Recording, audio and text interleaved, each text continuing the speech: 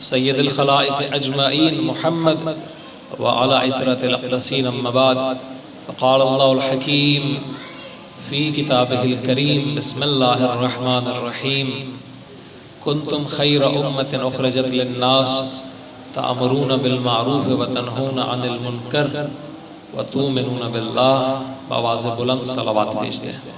اللہم صل علی محمد وآل محمد وعجل فرجہ. میرے اور آپ کے 8ویں امام ضامن آہو غریب الغرباء ابو الحسن علی ابن موسیٰ رضا علیہ السلام کی ایک حدیث ہے. مولا یہ فرماتے ہیں کہ اگر کوئی شخص اپنے گناہوں کا کفارہ ادا کرنے کی قدرت نہ رکھتا ہو تو اسے چاہیے کہ ہم محمد و آل محمد پر درود بھیجے، کیونکہ صلوات گناہوں کو منہدم کرتی ہے. لہذا میرے اور اپنے مرحومین کی مغفرت کے لیے اور گناہوں کی بخشش کے لیے بلند ترین صلوات بھیجتے ہیں. اللہم صل علی محمد و آل محمد وعجل فرجہ. سامعین گرامی قدر، عزاداران ابی عبداللہ الحسین، محبان محمد و آل محمد، خدا کے فضل و عنایت سے عاشوراء کا دن تمام ہوا اور اللہ سبحانہ و تعالی نے مجھے اور آپ کو یہ توفیق دی کہ ہم اس غم میں عزا کریں کہ جس غم سے زیادہ مقدس کوئی غم نہیں ہے. وہ غم کے جو حضرت آدم علیہ السلام سے لے کر حضرت عیسیٰ تک جس کا تذکرہ ملتا ہے، اور وہ غم کے جس کو خود سید المرسلین خاتم النبیین ابو القاسم محمد مصطفیٰ صلی اللہ علیہ وآلہ وسلم نے بپا کیا. آپ نے اپنی سنت سے وہ غم کر کے بھی دکھایا، اور امیر المومنین اور صدیقہ طاہرہ سلام اللہ علیہ نے بھی سید الشہداء کی عزا اور آپ کے اوپر گریہ کر کے مجھے اور آپ کو یہ پیغام دیا ہے کہ عزائے حسین نہ صرف یہ کہ بدعت نہیں ہے، بلکہ سراسر اسلام اور پیغمبر اور اس کے گھر کی سنت ہے. لہٰذا اس پر اللہ کا کروڑا احسان ہے کہ اللہ نے مجھے اور آپ کو کسی بھی طریقے سے، بات کرنے کے طریقے سے، سننے کے طریقے سے، فرش عزا بچھانے کے طریقے سے، جانی مالی کسی بھی عنوان سے اللہ سبحانہ و تعالیٰ کا شکر ہے کہ اس نے مجھے اور آپ کو توفیق دی کہ ہم عزائے حسین برپا کریں، کیونکہ عزاداری سید الشہداء خود احیاء دین کا نام ہے. دین کربلا سے زندہ ہے، اور کربلا اگر زندہ ہے تو وجود مقدس ابی عبداللہ الحسین کی برکت سے زندہ ہے. علماء اسلام نے، ہمارے مراجع نظام نے عزاداری پر بے حد تاکید کی ہے، حتیٰ کہ جب ان کے اقوال دیکھے جاتے ہیں تو علماء یہ کہتے ہیں کہ عزاداری کا جو استحباب ہے، جو اس کا مستحب ہونا ہے، اس قدر اس کی تاکید ہے کہ گویا اس کا استحباب قریب الوجوب ہے، یعنی کہ واجب ہونے کی حد تک جا کے ائمہ علیہ السلام نے اور ہمارے علماء نے مولا سید الشہداء کی عزاداری کو برپا کرنے کی تاکید کی ہے. مثلا ہمارے مفسرین میں ایک بڑی نام گرامی شخصیت گزری ہے، اور وہ ابھی بھی حضرت معصوم کم سلام اللہ علیہ کے حرم میں مدفون ہے. تفسیر المیزان کے مؤلف مرحوم آیت اللہ العظمی سید محمد حسین طباطبائی وہ یہ بیان کرتے ہیں کہ ایک مرتبہ خود جو لوگ تشریف لے گئے کم المقدس میں حضرت معصوم کم کے حرم کے پاس ہی جو خیابان انقلاب والی اس طرف ہے، اس طرف ایک بڑا قدیمی محلہ ہے کم کا، اور بڑا قدیمی بازار بھی ہے گزر خان کے نام سے. گزر خان میں ایک سید کے ہاں مجلس ہوئی، اور انہوں نے علامہ طباطبائی کو مدعو کیا. تو جب وہاں پر تشریف لے گئے، انہوں نے دیکھا کہ ہر سال مجلس جس جگہ پہ برپا ہوتی تھی گھر میں، اس مقام کو بدل دیا گیا ہے. گھر میں اس جگہ کے علاوہ دوسری جگہ پر مجلس کی جا رہی ہے. تو انہوں نے پوچھا کہ آپ نے مجلس کے مقام کو اس جگہ کو تبدیل کیوں کیا؟ تو کہنے لگے کہ کیونکہ گھر میں تعمیر کا کام ہو رہا تھا، کچھ ہم نئی چیزیں بنوا رہے تھے، تو پرانی جو جگہ ہے مجلس عزا کی وہ زیر تعمیر ہے، لہٰذا ہم نے اس جگہ پہ مجلس عزا برپا کی۔ تو 40 سال تک وہ اس جگہ پہ عزائے حسین برپا کرتے رہے۔ تو علامہ طباطبائی اس نئی جگہ سے اٹھ کے وہ اس پرانی جگہ پر گئے اور کہا کہ جس جگہ پر 40 سال سے حسین ابن علی پر ذکر ہو رہا ہو، حسین ابن علی پر گریہ اور عزا ہو رہی ہو، جو جگہ جو مکان سید الشہداء کی عزا کا اتنے سال سے گواہ ہو، وہ اتنا متبرک ہو جاتا ہے کہ وہاں بیٹھ کے اس جگہ سے تبرک حاصل کیا جائے۔ اس قدر عزائے حسین کا اہتمام۔ امام خمینی کے استاد خود مرحوم آیت اللہ شیخ محمد علی شاہ آبادی ایران میں تہران میں شاہ عبدالعظیم حسنی کے حرم میں مدفون ہے۔ وہ خود اپنے بیٹے ان کے نصر اللہ شاہ آبادی نقل کرتے ہیں کہ ایک مرتبہ علاقے کے بڑے اوباش اور بگڑے ہوئے جوانوں نے لوگوں نے مجھ سے کہا کہ جاؤ، تمہارے بابا بڑے عارف ہیں، ولی اللہ ہیں، ان سے جا کر ہماری نجات کے لیے کچھ نہ کچھ ذکر حاصل کرو، کہ ہمیں کچھ نہ کچھ ذکر تعلیم دیں تاکہ یہ جو ہماری بری عادات ہمیں پڑ گئی ہیں ہم ان سے نجات حاصل کر لیں۔ تو یہ اس عارف کے پاس کہ جن کے بارے میں امام خمینی نے اپنے کتابوں میں لکھا ہے روحی فدا، کہ میری جان ان پہ فدا ہو،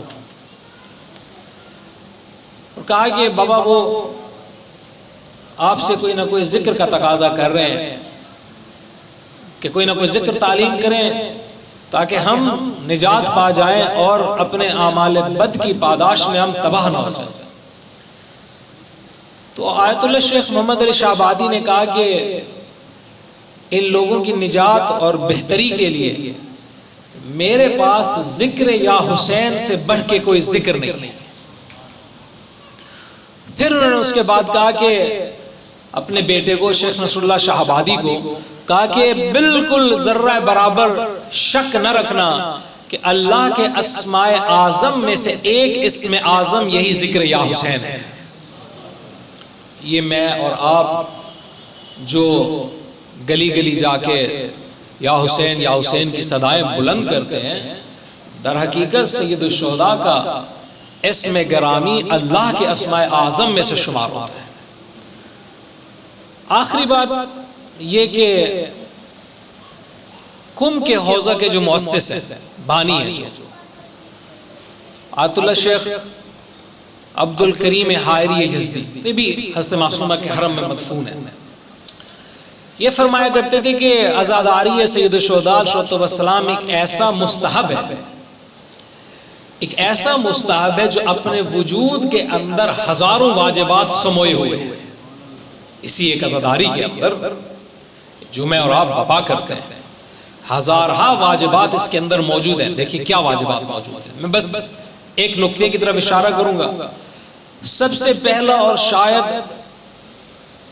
نماز کے بعد مہم ترین واجبات میں سے جو ہمارے فروع دین میں ہے، جو کہ سید الشہداء علیہ السلام کی کربلا بپا کرنے کے مقاصد میں ایک بہت عظیم مقصد ہے، اور جس کو آپ نے اتنا مہم سمجھا کہ اپنی وصیت کے اندر بھی اسے شامل کیا، وہ ہے امر بالمعروف اور نہی عن المنکر۔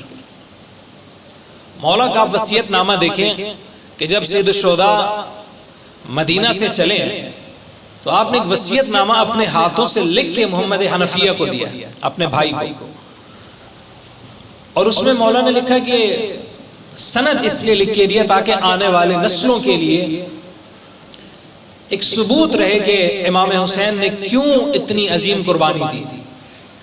کہا کہ انی لم اخرج عشرا ولا بطرا ولا مفسدا ولا ظالما، میں شر پھیلانے کے لیے، فساد پھیلانے کے لیے، ظلم کرنے کے لیے یا سیر و تفریح کے لیے نہیں نکل رہا۔ وَإِنَّمَا خَرَجْتُ لِطَلَبِ الْإِصْلَاحِ فی امت جدی صلی اللہ علیہ وآلہ وسلم، میں نکل رہا ہوں تاکہ اپنے جد رسول اللہ کی امت کی اصلاح کروں.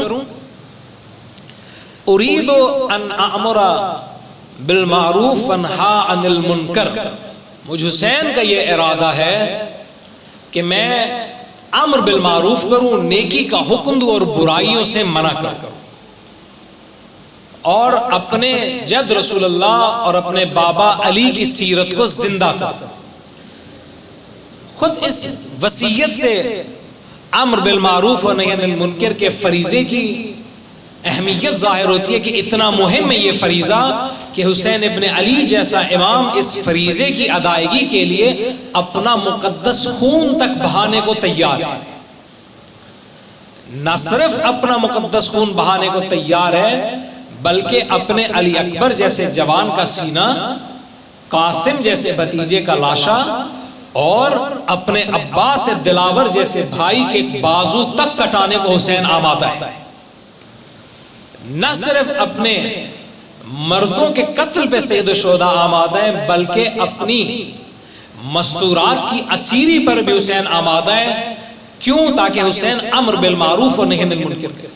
اتنا مہم ہے، اس قدر مہم ہے کہ اگر ہم حضرت آدم سے لے کے پیغمبر اکرم صلی اللہ علیہ وآلہ وسلم تک، اور اس کے بعد مولا امیر المومنین سے لے کے تا امام زمان عجل اللہ تعالی فرج الشریف، اگر تمام ائمہ اور تمام تر انبیاء کی بعثت کا، بھیجے جانے کا مقصد کا خلاصہ کریں تو وہ یہی ہے کہ تمام انبیاء کو اور تمام ائمہ کو اللہ نے بھیجا ہی اس لیے ہے تاکہ وہ لوگ جا کے نیکی کا حکم دے اور برائی سے روک دے. اب مہم ہے اللہم صلی علی محمد وعلی محمد وعجل فرج. کیوں مہم ہے؟ پانچویں امام کی، میرے اور آپ کے پانچویں امام باقر العلوم محمد ابن علی امام باقر صلی اللہ علیہ وسلم کی حدیث ہے. مولا یہ فرماتے کہ اگر کوئی شخص کسی برائی کو دیکھے اور اس سے نہی عن المنکر نہ کرے، اس برائی سے نہ روکے، تو اس کی مثال ایسے ہے جس نے کسی سرراہ، کسی سڑک پہ کسی زخمی کو، کسی مجروح کو دیکھا اور پھر اسے مرنے کے لیے چھوڑ دیا. کسی زخمی کو، کسی مجروح کو دیکھا، اس کی مدد نہیں کی بلکہ اسے مرنے کے لیے چھوڑ دیا. یعنی کیا؟ یعنی کہ امر بالمعروف اور نہی عن المنکر کا اگر کوئی فریضہ ادا کرتا ہے تو در حقیقت اس فریضے کی ادائیگی اس کے دل کے اندر موجود ایک ہمدردی اور انسانیت کے لیے موجود درد کی نشاندہی کرتی ہے. کہ اگر کوئی شخص گناہ اور معصیت کے اندر مبتلا ہے، اگر کوئی شخص برائی کی راہ پہ چل پڑا ہے، تو جس کے دل کے اندر کوئی درد ہوگا، جس کے دل کے اندر اس شخص کے لیے کوئی ہمدردی ہوگی، وہ جا کے اسے ہوش دلائے گا کہ اپنے اعمال پہ نظر ثانی کرو، اپنی اصلاح کی طرف متوجہ ہو جاؤ، اپنی خیر کی کچھ خبر لو کہ بالآخر تم نے مرنا ہے اور مرنے کے بعد تم نے خدا کی بارگاہ میں حاضر ہونا ہے. اور حاضر ہو کے جب تم خداوند سبحان کی بارگاہ میں حاضر ہو جاؤ گے اور تمہارے تمام تر اعمال تمہارے سامنے کھول دیے جائیں گے، تو اس دن کی رسوائی سے بچو کہ جس دن اگر تمہارے اعمال نے تمہیں رسوا کیا تو نہ تمہارا حسب نسب تمہیں بچائے گا، نہ ہی تمہارا مال و دولت تمہارے کوئی کام آئے گا. یہ بات ہے کہ میں نے عرض کیا کہ ہمدردی بنیاد ہے امر بالمعروف کی، اور یہی ہمدردی تمام تر انبیاء میں موجود تھی. یہی ہمدردی پیغمبر اکرم صلی اللہ علیہ وآلہ وسلم میں بدرجہ کمال موجود تھی. قرآن میں اگر آپ غور کریں نا، اللہ سبحانہ و تعالیٰ نے مومنین کو مخاطب کیا اور فرمایا کہ لقد جاءکم رسول من انفسکم، تمہارے درمیان میں سے میں نے ایک رسول بھیجا ہے، عزیز علیہ ما عنتم حریص علیکم بالمؤمنین رؤوف الرحیم. رسول کی صفت یہ ہے عزیز علیہ ما عنتم، تم پر جو مصیبت آتی ہے نا، وہ مصیبت تم سے زیادہ اس رسول کو گراں گزرتی ہے، اس کو زیادہ یہ مصیبت گوارا ہوتی ہے، اس کے لیے وہ مصیبت زیادہ مشکل ہوتی ہے. حریص علیکم یعنی کہ انسان غور کریں کہ حرص کی جو صفت ہے وہ کوئی اچھی صفت نہیں ہے، اخلاق رذیلہ میں حرص کا شمار ہوتا ہے، لیکن اللہ نے قرآن میں رسول خدا کو حریص کہا ہے کہ میرا رسول حریص ہے. کس چیز پر حریص ہے؟ مال دنیا پہ حریص نہیں ہے، حب دنیا پہ حریص نہیں ہے، میرے رسول کو حرص ہے کہ رسول تم میں سے زیادہ لوگوں کی ہدایت کا سامان پیدا کرے. حریص ہے پیغمبر کی ذات. کس لیے حریص ہے؟ حب دنیا کے اعتبار سے نہیں، مال دنیا کے اعتبار سے نہیں. پیغمبر کو جو حرص ہے وہ یہ ہے کہ پیغمبر کی امت میں سے زیادہ لوگ اصلاح پا جائیں. یہ پیغمبر کی ذات سے پوچھے. مولا نے فرمایا میری جو مثال ہے، میرے مثال مولا نے فرمایا اس شخص کے جیسی ہے جو جہنم کے دہانے پہ کھڑا اور لوگ بھاگ کے جہنم کے اندر گرتے جا رہے ہیں، میں محمد انہیں پکڑ کے باہر نکالتا جا رہا ہوں. لوگ سرعت سے اس جہنم کی طرف کوشش کرتے ہوئے بھاگتے جا رہے ہیں، میں مصطفیٰ انہیں باہر نکالتا جا رہا ہوں. یہی وجہ ہے، یہی ہمدردی مولا امیر المومنین میں تھی. کیا پڑی تھی علی کو مدینہ چھوڑ کے کوفہ آ جائے، صفین و جمل و نہروان کی جنگیں لڑے. کیا پڑی تھی امام حسن مجتبیٰ کو کہ مدینہ چھوڑ کے زہر آلود خنجر اپنی ران میں اٹھا لیں. کیا پڑی تھی سید الشہداء صلی اللہ علیہ وسلم کو کہ نانا کا مدینہ چھوڑ کے جنگلوں کے سفر کریں. ہمدردی. کیوں ہمدردی؟ آئیں خود روایات کے اندر اگر آپ غور کریں تو ایک روایت میں ملتا ہے کہ پیغمبر اکرم نے خود فرمایا انا و علی ابوا هذه الامہ، کہ میں اور علی اس امت کے باپ ہیں. انا و علی ابوا هذه الامہ، میں اور علی اس امت کے باپ ہیں. یعنی جس طرح سے ایک باپ ہمدردی کرتا ہے اپنی اولاد کی اور اس کی اصلاح کی کوشش کرتا ہے اور اسے برائی سے روکتا ہے، اس شر سے روکتا ہے، اسے ہر طرح کی خیر کی طرف دعوت کرتا ہے، چاہے اس کے لیے اسے سختی کیوں نہ کرنی پڑے، نرمی کیوں نہ کرنی پڑے. جو ہیلا بہانہ اپنانا پڑے ایک باپ مشقت اٹھاتا ہے تاکہ اس کی اولاد کی اصلاح ہو جائے. اسی طرح سے رسول اکرم نے اور مولا امیر المومنین نے اور امیر المومنین کے بعد آنے والے تمام ائمہ نے زحمتیں اٹھائی ہیں تاکہ میں اور آپ اپنی جانوں کی اصلاح کر لیں. یہ ہمدردی تھی سید الشہداء کے قلب مطہر میں. آپ مقتل کی کتابیں اٹھائیں، اتنا عجیب سید الشہداء کی ذات ملتی ہے، انسان حیران ہو جاتا ہے.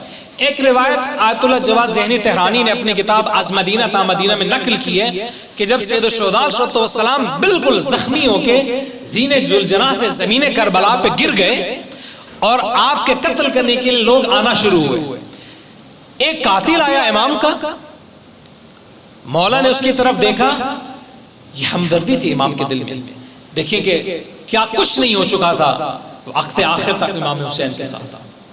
اولاد ذبح ہو گئی تھی، بھائی مارے گئے تھے، اولاد عقیل ذبح ہو گئی تھی، اولاد مسلم ذبح ہو گئی تھی، حسن مجتبیٰ امام حسن مجتبیٰ کی اولاد ذبح ہو گئی تھی، قریب ترین دوست حبیب و زہیر و بریر جیسے ذبح ہو گئے تھے. اب امام حسین زخموں سے چور، وقت آخر موجود ہے اور ایک شخص آیا ہے اس لیے تاکہ حسین ابن علی کے سر کو قلم کر دے، جدا کر دے، حسین ابن علی کے سر کو تن سے جدا کر دے. اور امام کیا کہہ رہے ہیں اسے؟ مولا فرما رہے ہیں کہ واپس چلے جاؤ، میرے قتل کی لعنت کو اپنے سر پہ نہ لو، خامخواہ بے وجہ جہنم میں جاؤ گے. جب اس نے جملہ سنا نا تو مقتل کی کتابوں میں لکھے، وہیں پہ رو پڑا ہے، کہنے لگا کہ یا ابا عبداللہ، ہم نے کیا ظلم آپ کے ساتھ نہیں کیا، اتنا ظلم سہنے کے بعد بھی آپ کو ہماری اصلاح کی فکر ہے. یہ کہہ کہ وہ شخص پلٹا، لشکر یزید پہ حملہ آور ہوا. اتنا ظلم کرنے کے بعد آپ ہر کی مثال دیتے ہیں، چلے ہر روز عاشور آ گیا نا، عصر عاشور قتل حسین ابن علی سے قبل ایک شخص آیا امام حسین کے سر کو تن سے جدا کرنے. مولا اس کی ہدایت کی فکر میں گیا، اس نے جا کے یزید کے لشکر پہ حملہ کیا. جب اس نے حملہ کیا، چند لوگوں کو اس نے جہنم واصل کیا، زخمی ہو کے گرا. تو گرتے وقت اس نے امام حسین کو مخاطب کیا، کہا کہ یا ابا عبداللہ فرزند پیغمبر، کل روز قیامت مجھ کی بھی، میری بھی، کہ جس نے آپ پہ اتنا ظلم کیا، میری شفاعت کیجئے گا. خدا کی قسم مقتل کی کتابوں میں لکھا ہے اتنا ظلم کرنے کے بعد بھی جب اس نے امام حسین سے شفاعت طلب کی تو اپنی مقتل گاہ میں بھی امام نے وعدہ کیا کہ حسین تیری شفاعت کرے گا. یہ امر بالمعروف، یہ امام کے قلب کی وہ محبت ہے جس کی وجہ سے امام میری اور آپ کی ہدایت کے لیے کوشش کرتے ہیں. اور یہی ذمہ داری عزاداران ابی عبداللہ سے منتقل ہوئی ہے میری اور آپ کی طرف. میں نے جو سرنامہ کلام قرار دی آیت، اللہ سبحانہ و تعالیٰ نے کیا فرمایا؟ کنتم خیر امت اخرجت للناس، امت مصطفیٰ بہترین امت ہے، اخرجت للناس، جسے خدا نے لوگوں کے لیے بھیجا ہے۔ کرتی کیا ہے؟ تامرون بالمعروف وتنہون عن المنکر وتؤمنون باللہ، نیکی کا حکم دیتی ہے، برائی سے روکتی ہے، اور اللہ کی ذات پر ایمان رکھتی ہے۔ یہ امر بالمعروف و نہی عن المنکر کا فریضہ آج میرے اور آپ کے اوپر لازم ہے۔ جہاں کہیں بھی برائی کو دیکھیں، اولین ترین جو حد ہے، سب سے پہلی چیز امر بالمعروف کی میری اور آپ کی ساتھ ہے۔ آپ روایات میں دیکھیں، میرے اور آپ کے پہلے امام مولا الموحدین امیر المومنین یعصب الدین ابو الحسن علی ابن ابی طالب کا فرمان ہے، مولا یہ فرماتے ہیں جو شخص اپنی اصلاح سے پہلے دوسروں کی اصلاح کرتا ہے، دوسروں کی اصلاح کی کوشش کرتا ہے، وہ اصلاح کم اور فساد زیادہ پیدا کرتا ہے۔ لہذا قرآن نے بھی دوسروں کی اصلاح سے پہلے مجھے اور آپ کو دعوت دی ہے کہ ہم اپنی ذات کی اصلاح کریں۔ قُوا أَنفُسَكُمْ وَأَهْلِيكُمْ نَارًا، آیت قرآن فرمایا کہ اپنے نفوس کو، اپنی جانوں کو، اپنی جانوں کے بعد اپنے گھر والوں کو جہنم کی آگ سے بچاؤ۔ لہذا امر بالمعروف حسین ابن علی کی سیرت و سنت ہے، امام کے اجداد کی بھی سیرت و سنت ہے، امام کے بعد آنے والے ائمہ کی بھی، ورثاء کی بھی سنت ہے، اور ایسی سنت ہے جو میرے اور آپ کے لیے فریضہ ہے اور ضروری ہے کہ اگر میں اور آپ امر بالمعروف نہی عن المنکر نہ کریں، اپنی ذات کی اصلاح سے اور لوگوں کی اصلاح سے اور اپنے گھر والوں کی اصلاح سے غافل ہو جائے، تو اس کا ایک نقصان جو روایات میں ملتا ہے وہ یہ ہے کہ انسان کی دعا مقام استجابت تک نہیں پہنچتی، انسان دعائیں کرتا رہتا ہے، خداوند متعال اس کی دعاؤں کو رد کر دیتا ہے، کیونکہ وہ اس فریضے کی انجام دہی سے غافل ہو جاتا ہے۔ بس اسی فریضے کو عزاداران ابی عبداللہ حسین انجام دینے کے لیے امام حسین اٹھے، اپنی بہنوں کو، بیٹیوں کو ساتھ لیا، پوری تیاری کر کے اکبر کی جوانی سے لے کے علی اصغر کے بچپنے تک کو خاک کربلا پہ قربان کر دیا۔ عاشور کا دن گزر گیا،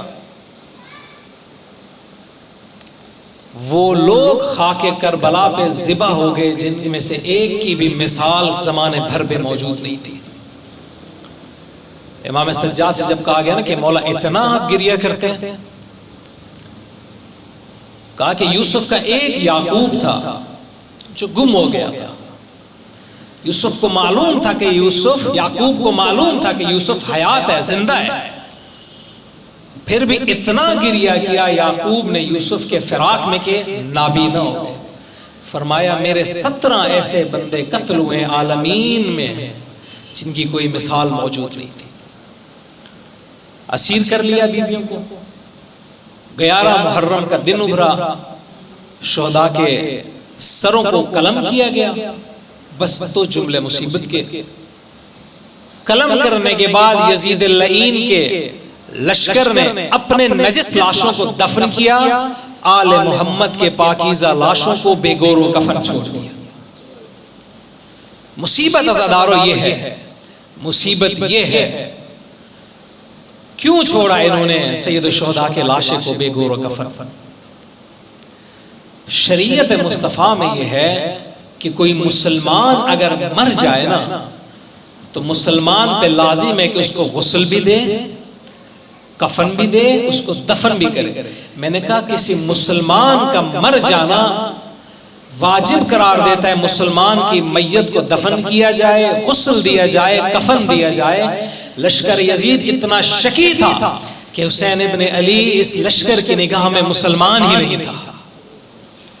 یہی وجہ تھی کہ انہوں نے اپنے نجس لاشوں کو دفن کیا، اپنے نجس لاشوں کو دفن کرنے کے بعد حسین ابن علی کا لاشا بے گور و کفن خاک کربلا پہ چھوڑ دیا۔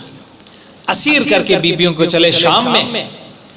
ایک صحابی کہتے ہیں کہ میں کئی دنوں سے شام کے اندر مقیم تھا کسی کام کے نسبت سے کوفہ کے اندر۔ ایک مرتبہ میں نے دیکھا کہ کوفہ کے بازار میں شادیانے بجنا شروع ہوئے، ڈھول بجنا شروع ہوئے، لوگوں نے نئے نئے لباس پہنے ہوئے تھے اور لوگ بازار کوفہ کی ایک خاص سمت کی طرف بڑھتے جا رہے تھے. میں نے ان سے پوچھا کیا کوئی تہوار ہے؟ آج کوئی تہوار تو نہیں، پھر خوشی کس چیز کی ہے؟ کہنے لگے کہ باغیوں کا ایک گروہ قتل ہوا ہے، ان کی مستورات اسیر ہو کے آئی ہے، یزید کی فتح کی خوشی میں یہ شادیانے بجائے جا رہے ہیں. یہ تھے میں گیا، میں نے دیکھا کہ اس قوم کا ایک بڑا دستہ داخل ہوا. اس کے سردار کے ہاتھ میں ایک نیزہ تھا. اس نیزے پہ جب میں نے بلند سر کو دیکھا میرے قدموں کے نیچوں سے زمین نکل گئی. میں نے دیکھا اس نیزے پہ جو سر تھا وہ کسی اور کا نہیں تھا، رسول کے اور بطول کے مظلوم حسین ابن علی کا سر تھا. حسین کے پیچھے کہتے بنی ہاشم کے سر آئے. یکایک کے کہتے میں نے دیکھا کہ ایک جوان ہے جو توق و رسن کے اندر اسیر ہے. جب اسے میں نے دیکھا تو مجھے نظر آ گیا کہ اس کی شکل رسول خدا سے ملتی ہے. میں اس کے پاس کے جب میں نے اسے سلام کیا، میں نے پوچھا قیدی تیرا نام کیا ہے؟ تو اس نے کہا میرا نام علی ہے. کہا علی کون؟ کہا علی ابن الحسین. کہا حسین کون؟ کہا علی ابن الحسین ابن ابی طالب. کہتے ہیں کہ قیدی میں تیرے نانا کا صحابی ہوں، اگر کوئی خدمت ہے تو مجھے بتا. تو مظلوم کربلا کے بیمار فرزند نے کہا کہ اگر ہو سکے تو جن کے پاس ہمارے عزیزوں کے سر ہے نا، ان کو جا کے کچھ رقم دے، انہیں کہہ کہ ان سروں کو نکال کے آگے لے جائیں. یہ زمانہ ان سروں کو دیکھے، ہماری پھوپھیوں کے ننگے سر نہ دیکھے. الا لعنۃ اللہ علی القوم الظالمین وسيعلم الذين ظلموا أي منقلب ينقلبون.